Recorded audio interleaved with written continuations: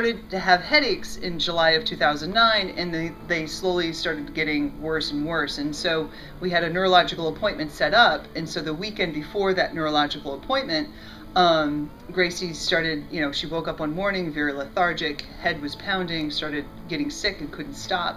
And so next thing we know, we're at the emergency room at Danbury Hospital. We got a CAT scan done. And the surgeon or the doctor comes out and says, okay, we're going to fly you to Westchester or Yale University. Which one do you want to go to? We said Westchester. And that's when people were asking us how they could help. Food, I mean, everyone's bringing food, bringing gifts. But the thing that we really wanted most was prayer. And that's where Jane came in. We knew we were in for a wild ride, and so there was nothing else that we knew to ask for, because there's no way to know how the outcome's going to be. No doctor can tell you that. So that's what we requested prayer, and that moved Jane. When I think back on the last 2.5 years, I come right back to August 3rd, 2009, when I first visited Grace in the hospital. And I got home that night, and my whole spirit just felt so low that I literally felt like I wanted to lay on the floor.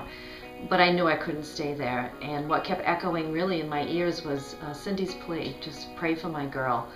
And I thought, as a mom, how do you not respond to that? As a woman of faith, how could I not respond? And I knew I could give that. What they needed most of all, I could give. We decided to give Andy and Cindy a gift, and we all reflected on how have we grown as people following their daughter's suffering and their suffering as parents. And all the prayer partners submitted words of how they've been impacted.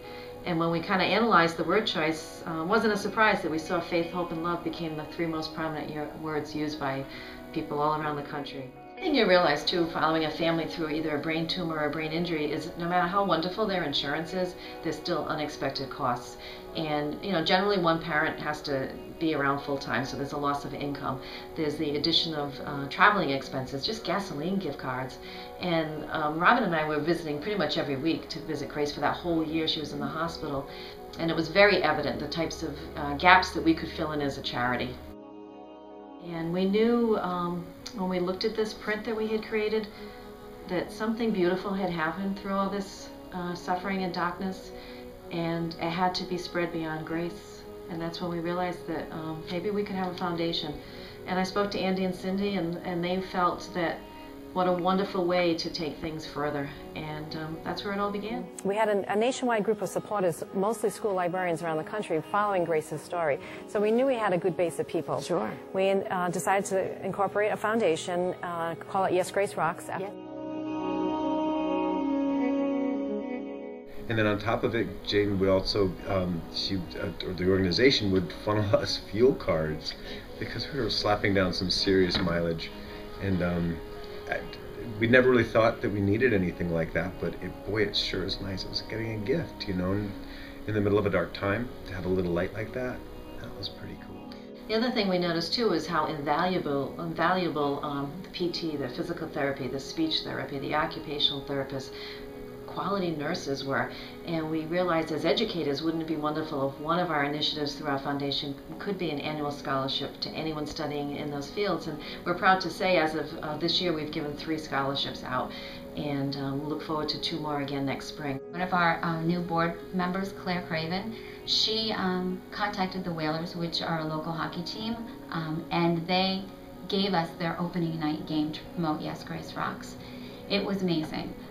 We had quite a few people come. We had a silent auction, a portion of the ticket sales, a chuck-a-puck. We sold our cards and our books. It was a wonderful event for Yes, Grace Rocks. There's just so many people out there that are just willing to, just give a hand. Right. And it restores your faith Yes. in people. People are good.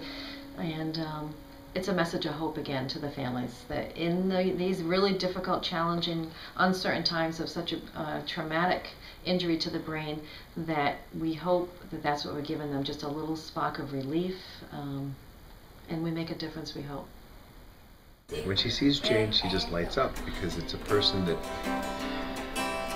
she just exudes love. I mean, she's caring, thoughtful, and she's like the Energizer Bunny. She just never stops with trying to help out other people, and just really move beyond the borders that you know, most of us are happy to stay within. Learning from them was that life is hard and life is painful and these uncertainties that happen, but living doesn't have to be, because we can live in grace. And that's what this organization, I think, is showing.